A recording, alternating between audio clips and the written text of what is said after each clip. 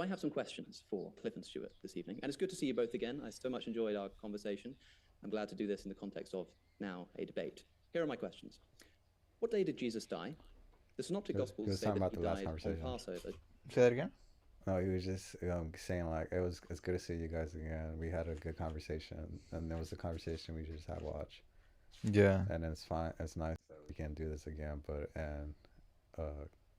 in a scenario of an argument. Yeah. John's Gospel said he died the day before. What time was Jesus crucified? Say that he died in debate. Here are my questions.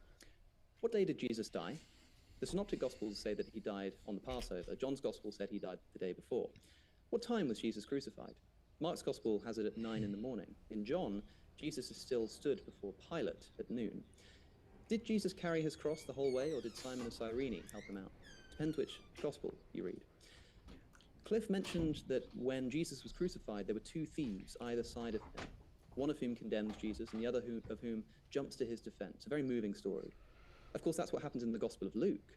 But in the Gospels of Mark and the Gospel of Matthew, both of the thieves next to Jesus mock him on the cross. So which is it? John doesn't mention it at all. But do both of the thieves mock him, or does one come to his defense? Again, it depends which Gospel you read.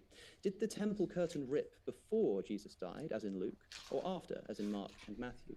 What does Jesus say when he dies? In Mark and Matthew, he says, Eli, Eli, lama sabachthani. My God, why have you forsaken me? Again, by the way, distancing himself from God and appearing to present himself as a separate being.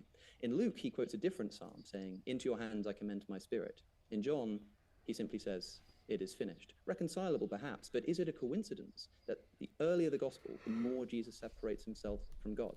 Those are actual questions, by the way. And every single one of the contradictions that I've just mentioned is just about the death of Jesus. We still have the resurrection accounts and the birth narratives, for example, not to mention the general increasing divinity of Jesus in later and later gospels, telling me that the historical Jesus didn't even claim to be God in the first place.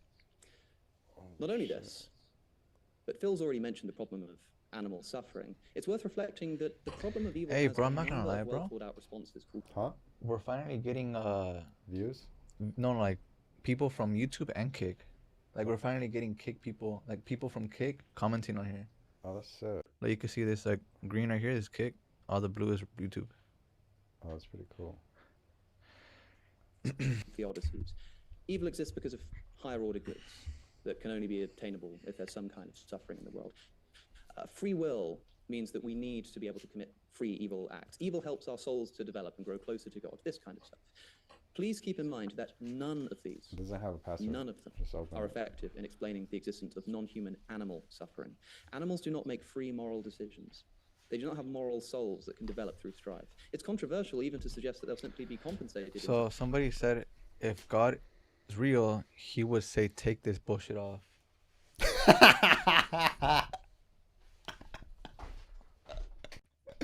Oh, it's funny as fuck. Who was that? Gemma.